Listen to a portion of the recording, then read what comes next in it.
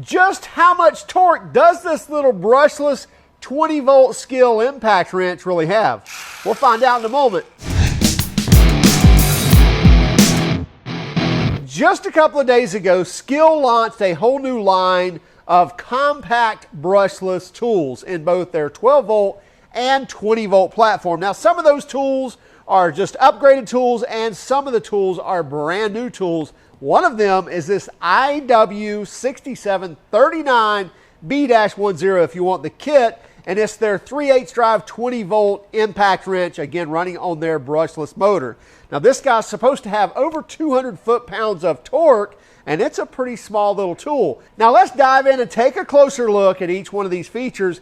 If you already saw all those features close up from our other video, then you can jump straight to the action. If not, then you want to check this out. But anyway, we'll quickly get to the action, then we'll come back and talk about pricing and warranty and what we thought of it.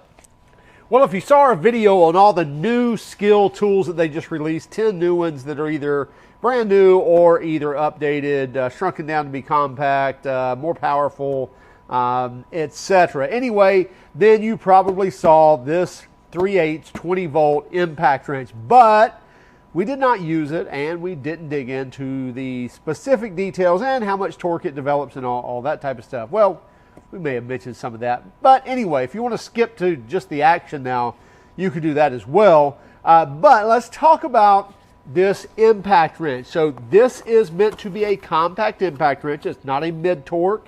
It's definitely not a high torque, but just a great all-around tool to be a light duty impact wrench. 3/8 drive, friction ring. Let's go ahead and get out of the package what's in the package. Get a 2 amp hour 20-volt battery. And if you're not aware of these SKIL batteries, on board the battery, so right there on the battery, you can open this flap and be able to charge your personal device, your phone, whatever it may be, right there from the USB slot inside the battery. You don't need the tool, don't need another adapter or anything, just charge it right there. And then we have that battery gauge on the front with the 4 bars telling us how much charge we've got left in that battery. We also get the power jump charger as well. And a belt clip. I'm not going to show you that. Who cares about belt clips? Anyway, the power jump charger, what this will do, let's say that you run this down to be totally dead. You've run off lug nuts or run out, tons of different fasteners, and you've killed the battery to 0%. You can throw this on the power jump charger, and in 5 minutes, it will charge it up to 25%. So in other words, give you enough juice to kind of finish that job, if you will. So very fast charger, but they also do it very safely. They know the battery and charger industry very, very well. You have fans in here that keeps the batteries cool, actually kind of pumps that air through the ports in the battery to keep that cool while it is recharging that battery. So you see a bunch of holes here, a bunch of breathing holes in the top and the bottom of this battery. The model number on this is the IW6739 B-10 for the kit, and again, that comes with a 2 amp hour battery. And the charger, we get 2 different speeds on this and an auto mode. We'll show you that auto mode in a moment, where it basically, will stop the fastener once it breaks it free and is running that off. So like a lug nut, it will actually stop the tool and we'll go slinging it across the shop or whatever. We also get a really cool halo light right there on the front of the tool. So that's going to shine light on that work area and do it surrounding that fastener, not do it from the bottom. So we get the multi-speeds, we get the halo light, 3/8 drive hog ring anvil or friction type anvil. We also get a variable speed trigger. So you can see we can start this really slow and go up from there. The speeds on this, you're looking at a 1500 RPM in low, 2250 RPM in speed 2, and in speed 3, we actually get 3 different speeds. Speed 3 is 2850 RPM and up to 3950 impacts per minute, or IPM.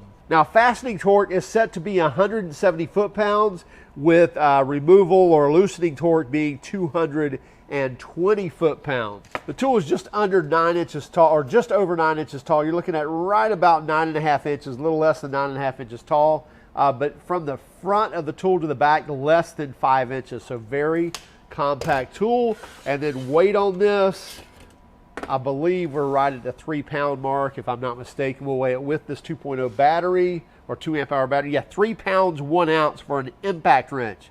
For a 20 volt impact wrench with the battery, and that's charged up, by the way. It probably gets a lot lighter when it's not charged. I'm just kidding.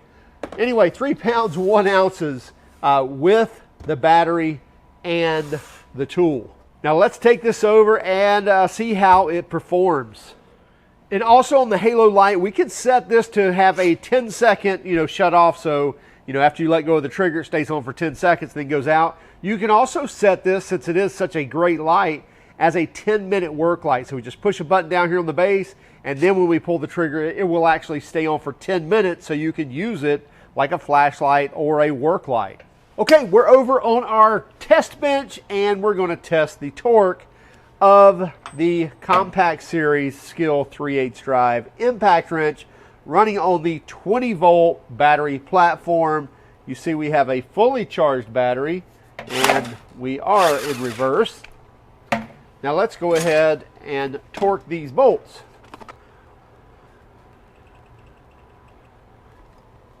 Now we're going to go ahead and start at 100 foot-pounds.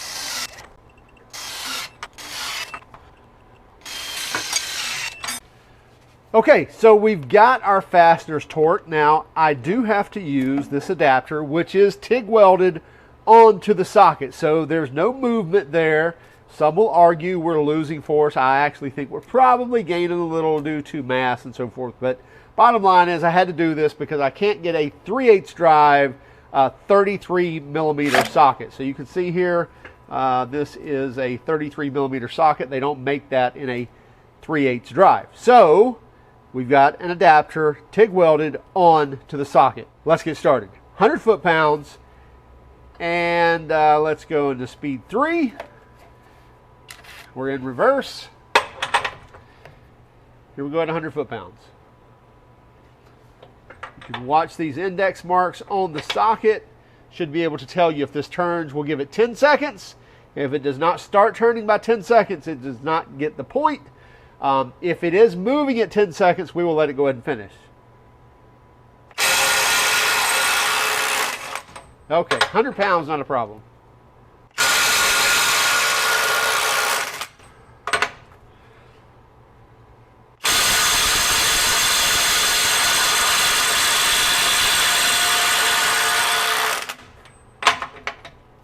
$250.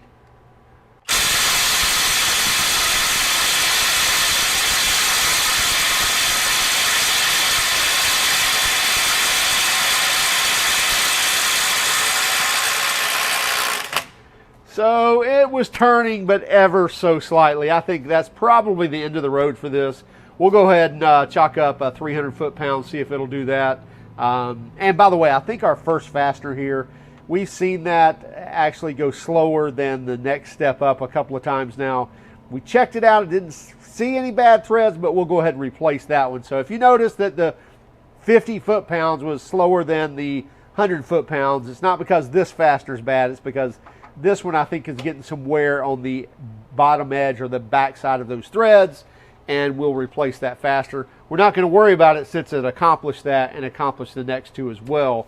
If there was some other sort of abnormality, we'd worry about the rest of them. But again, we're seeing signs of wear in this one here. Just wanted to point that out. So now we'll start back right here, and we'll just throw this one at 300 foot-pounds and go from there. In fact, we'll just do 3 and 350 if by chance it's going to do it. All right, so we'll get our next biggest gun in here, and we'll start at 350.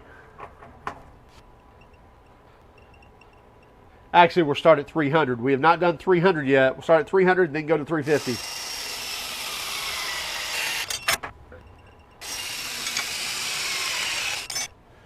Okay, so we've got these last two set at 300 foot-pounds and 350 foot-pounds.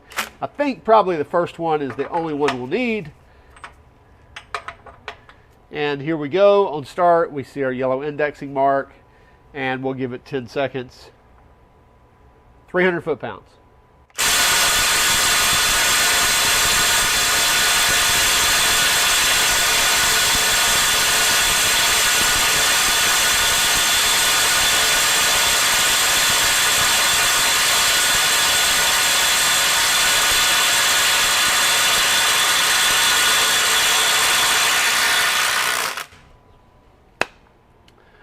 All right, I don't know if we call that cheating or what, but it was ever so slightly, very slightly moving. So we'll go ahead and give it that one. But I guarantee you 350, it does not have a chance. So here we go at 350.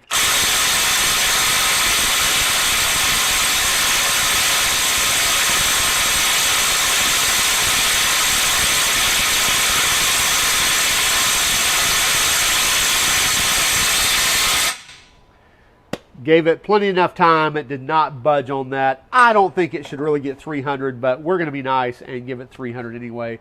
They claim it at 220. We're getting this kind of large socket and all that mass moving, so that definitely helps break things free. But you can tell in the punch of this impact wrench, it's not like a mid-torque or a high torque, and it shouldn't be. It's a lot smaller impact, somewhere between, you know, a mid-torque and like an impact driver. Just a lot different feel to it. So it's a lot smoother. This is a lot smoother gun than grabbing a high torque or a mid torque. And again, it should be. Nice little handy gun, very small and compact. A little bit beefy of a battery, but not bad at all. So let's real quickly show you the auto mode. And so you see I'm in speed 3 there. If I hit that button one more time, then it goes over here on the far right into removal mode or RM. And we'll see here now that when we remove this fastener, use my other hand, you see it actually stopped the tool. My finger is still in the trigger. Do it again. After a few rotations of it breaking free, it has stopped the tool and my finger's still in the trigger. So that's what that removal mode or bolt removal mode will do for you. All right, we gave it the 300 foot-pounds, but it shouldn't have really gotten it. Yeah, probably not. It was really, really struggling, but it was barely moving at the 10-second mark, so we're going to give you 300 foot-pounds, little guy. Anyway, 250, 300, whatever it may be, that's still a strong outing for a 3/8 drive compact series torque wrench. Or, sorry, it's not a torque wrench, it's an impact wrench. But 250, 300 foot-pounds of torque, that's pretty impressive for a small compact impact wrench. It's not going to set the world on fire. It's not breaking any records. But for a compact impact wrench, we think that falls quite in line with what it ought to be doing. So your first question is going to be, will it take off the lug nuts on my car or truck? And the answer is yes, with an asterisk, meaning if you're going to hit those tightened or over-tightened lug nuts or those with corrosion on it, is it going to do those? Probably not. You're going to have to either break out the 4-way lug wrench or get an extension bar, something like that, to break that one free. I think you're going to encounter that from time to time, that this one won't do it.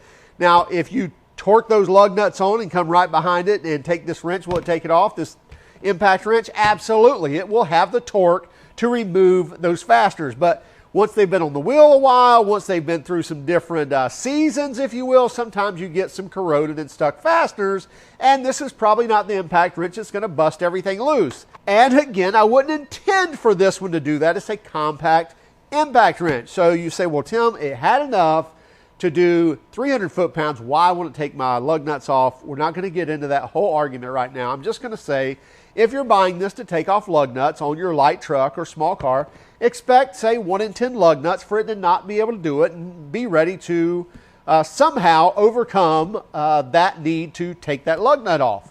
Or not overcome the need, but anyway, you understand what I mean.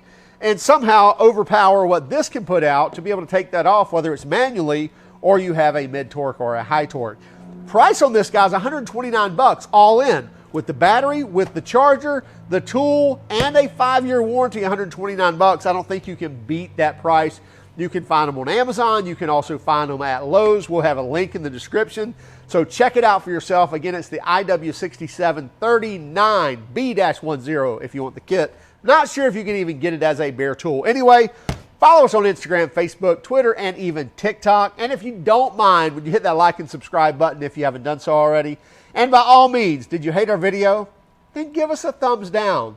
But would you would you let us know about it in the comments why you chose to do that? Have a great day and keep smiling.